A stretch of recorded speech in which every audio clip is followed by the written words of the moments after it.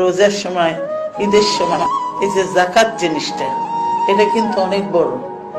কিন্তু আমাদের দেখবেন যে কিছু কিছু লোক আছে, যাকাত মানে হলো যে শুধুমাত্র এই গ্রামে গেলাম, কিছু অনেক কিছু শাড়িটা আর লুঙ্গি টুঙ্গি এটা সেটা দিলাম আর শেষ হয়ে গেল।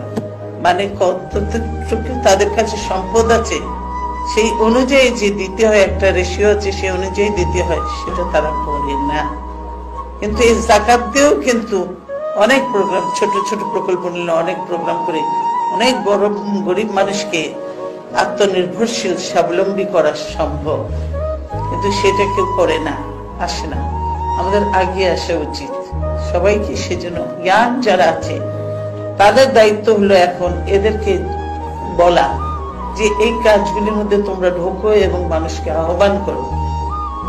এই যারা এই যে লোকগুলো মরে গেল, একদিন সাহায্য, এই সাহায্য কতদিন চলবে তাদের? এই সাহায্যে তো কাজ হবে না। তার সারা জীবনটা পড়েছে, ছোট একটা মেয়ে সারা জীবনটা পড়েছে, মার বয়সও বেশি না, কিন্তু তাদের তো চলতে হবে, বাঁচতে হবে। সেই জন্য তাদেরকে অবশ্যই অবশ্যই আমাদের যখন দল, ওনারা দেখেছেন, খসরু সাহেব বলেছেন, উনি সিটি সভাপতি দেখেছেন, আমরা দেখছি, যতটুকু সম্ভব আমাদের পক্ষ থেকে আমরা করব। কিন্তু আমরা বলবো যে আরো যারা আছে তাদেরকেও এগিয়ে আসে। সম্পদশালী ব্যক্তি অনেক আছে,